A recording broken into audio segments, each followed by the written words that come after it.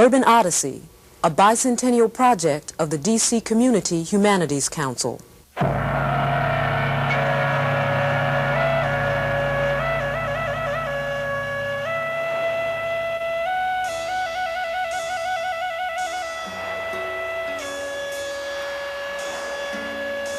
Washington, D.C. in the late 1940s was a city of great contradictions. As the capital of the most powerful nation in the free world, it still denied basic rights to many of its own citizens. African Americans were restricted by segregation, but there were allies in the quest for equal rights. Isaac Franck, a Jewish activist who came to Washington in 1949, saw a need to join the battle and an opportunity to build bridges between two communities that often interacted only by circumstance. Before his death in 1984, Franck also helped to strengthen the framework around which Washington's long-established but changing Jewish community defined itself and its future. Isaac Franck and his quest for community and social justice are presented in this segment of the D.C. Community Humanities Council's Urban Odyssey series.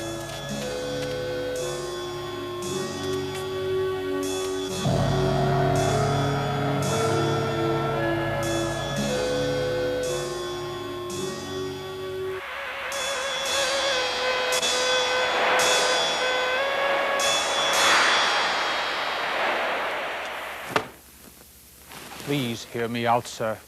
Yes, I am angry. You are the editor of a very important newspaper. People read you and believe what you say. You have editorialized here this morning that riots are sure to occur when the swimming pools of the district are desegregated here next month.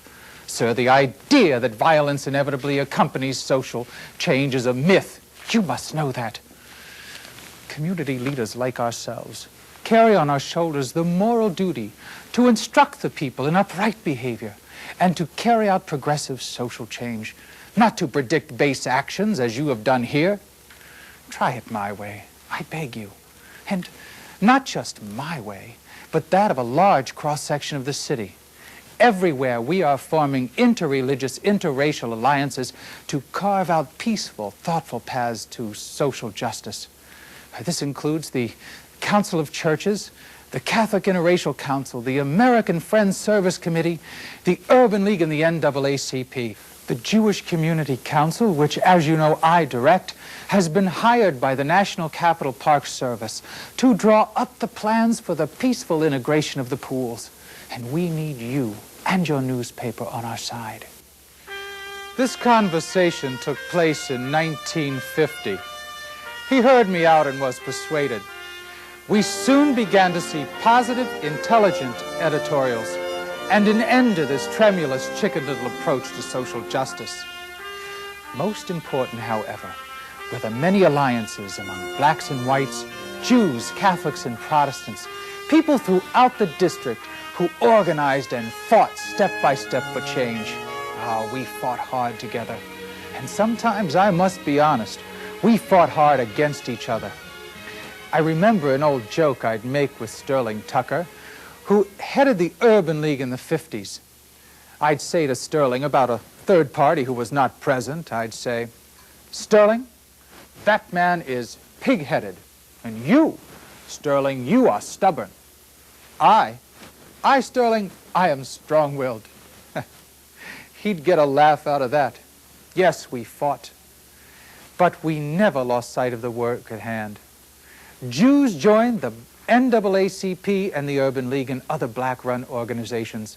Black leaders, men like Sterling Tucker, the Reverend E. Franklin Jackson of the John Wesley AME Church, and Eugene Davidson, who also headed the NAACP, pushed us, and rightly so, to take more public action. When I arrived in 1949 in Washington with my wife Pearl and our 2 children, to become the executive director of the Jewish Community Council, I found a city deeply and bitterly divided by race. Oh yes, there was anti-Semitism, mostly very subtle in the form of housing, social life, and some areas of employment. Now and then an occasional swastika painted on the synagogue, but nothing we Jews experienced in America compared with the brutal injustices inflicted daily on African Americans, or the Negro, which was the term used by almost everyone in those days. When I arrived, most downtown restaurants refused service to blacks, who then made up 1/3 the population. Little decent housing and employment was available. Schools, swimming pools, hospitals, neighborhoods, movie theaters, all completely segregated, even police and fire departments. Every day, in countless ways, black people endured innumerable humiliations.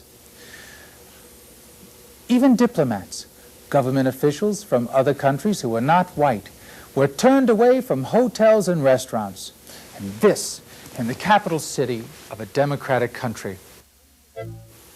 I believe that the Jewish community must become a major force for social change. And if this were to occur, some education and persuasion was in order. So, I preferred for the most part to work quietly behind the scenes in private conversation. I would pay visits to these powerful gentlemen, major businessmen, and some rabbis, I'm sorry to say, in order to reason together. Here, watch how it worked.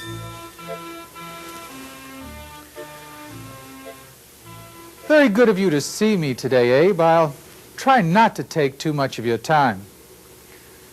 We won't mention any names here. I'll just call him Abe. There is growing discontent in the community, as I'm sure you've noticed, about your store's discriminatory practices. But surely, Abe, you of all people can identify with the plight of the Negro.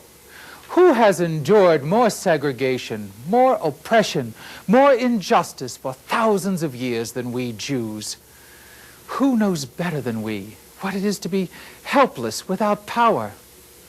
Surely, Abe, you have not forgotten our own enslavement. How can we turn our faces on our brothers and sisters still practically in chains?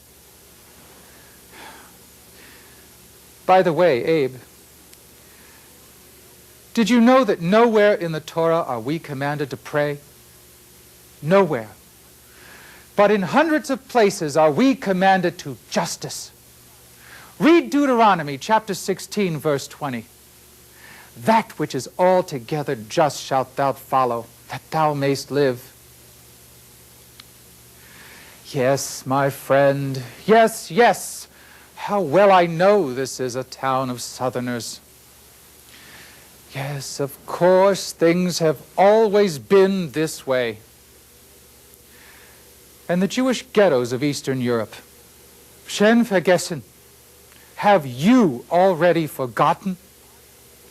My hometown, my little hometown ghetto of Zozov, yes, it was Russia. The Ukraine, the land of the Tsars. And will you say it was ever thus? And should that always be?